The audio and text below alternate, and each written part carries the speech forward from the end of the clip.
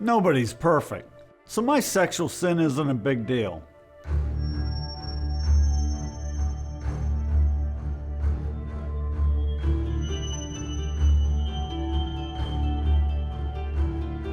Well, the first part of that statement is certainly true. It's the rest of the sentence that is laced with falsehood. Using this as an argument to justify sin or to somehow make light of God's hatred of it runs counter to everything the Bible teaches and stands for. Such thinking is wrong on so many levels that the thought that there are actually professing Christians who would think this way practically takes one's breath away. Well, let's calmly address this errant thinking, point by point, so that we can get to the biblical concepts that refute it. But before we get into what the Word of God says about this, let's just consider it from a common sense standpoint. In one sense, we could say that sin is sin. What I mean by that is it only takes one sin to corrupt a soul. Yet we instinctively know that there's a vast difference between the impact and punishment of one sin and that of another. For instance, if you were to tell a friend a white lie and he found out about it, he'd probably give you a pass without a second thought. However, if he caught you breaking into his house to steal his prized gold piece, you may be in for quite a fight. This also holds true with the state's penal code, which doles out punishments that range from a parking ticket fine to capital punishment for murder. In other words, all sins are not created equal. Okay, we all understand that humans react to offenses that way, but surely the Lord wouldn't. Would Jesus get into a fist fight with someone who stole something from him? Wouldn't his response be one of love and forgiveness? Didn't he teach us to love our enemies and to turn our cheek? Yes, and when he walked among men, that was the way he lived his life. But when he returns to earth, he will come back as sovereign judge.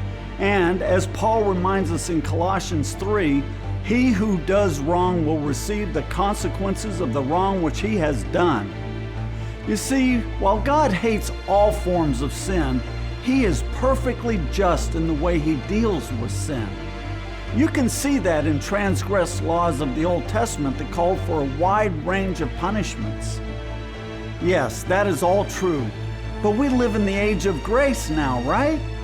So hasn't all that Old Testament stuff been done away with?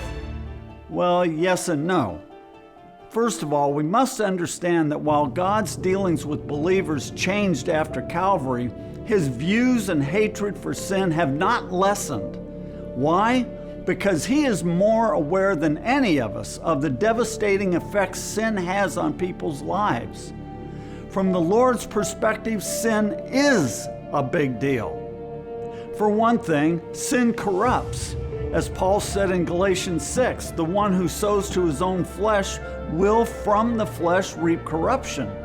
Sin also enslaves, as Jesus told the people of his day, "Truly, truly, I say to you, everyone who commits sin is the slave of sin."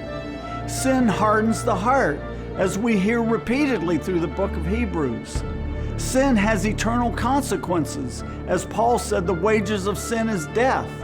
Capturing the essence of it, Albert Barnes wrote, "Sin is a stubborn and an amazing evil, where it can resist all the appeals of God's mercy, where the sinner can make his way down to hell through all the proofs of God's goodness, where he can refuse to hear God speaking to him each day and each hour. It shows an amazing extent of depravity to resist all this and still remain a sinner." Okay, I think we would all agree that sin is bad. But what about God's grace? Well, what about God's grace? If you were to ask evangelical leaders for a definition of grace, there's a good chance at least one of them would tell you that it is God's unmerited favor. Who could argue with that? It's that aspect of grace that sets Christianity apart from all other world religions. God's grace is what allows him to cover the everyday petty sins of believers who are sincerely trying to obey him. In other words, the Lord does not expect perfection from a person who surrenders to him and truly puts his faith in him. However, it is important not to lose sight of the fact that God is holy and has never lost his hatred of sin. You see, grace not only covers us, but it is also the means by which the Lord empowers his people to live in victory over the power of sin. You really see it in something Paul told Titus. He wrote, "For the grace of God has appeared, bringing salvation for all people." Yes, salvation is available to anyone, and it is his grace that makes a way for that to come about. But Paul doesn't stop there. He continues, training us to renounce ungodliness and worldly passions, and to live self-controlled, upright, and godly lives in the present age. In other words, his grace breaks the power of habitual sin over the life of a true believer and covers whatever sins slip through the cracks, so to speak. This is the full truth about God's grace, and also marries the holy side of his character with his earnest desire to forgive his people. It is his grace that trains the believer to overcome the kind of godless lifestyle that leads to habitual sin. And it is his grace that empowers the believer to live a godly life, right in the midst of a godless culture. William Barclay said, "Grace is not only a gift, it is a grave responsibility." A man cannot go on living the life he lived before he met Jesus Christ.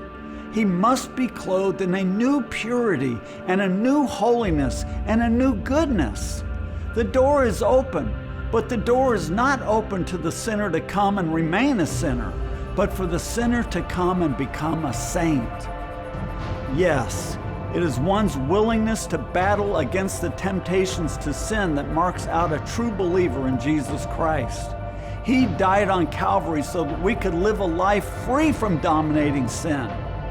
As Randy Alcorn once said, "Any concept of grace that makes us feel more comfortable sinning is not biblical grace."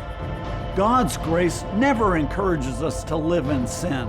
On the contrary, it empowers us to say no to sin and yes to truth. It is true that nobody is perfect, not even the godliest saint. But also true is the fact that willfully sinning against a holy God is no small matter. To blow it off with a cavalier attitude is to court the danger of God's judgment. Sexual sin is a big deal. Just ask Sodom and Gomorrah.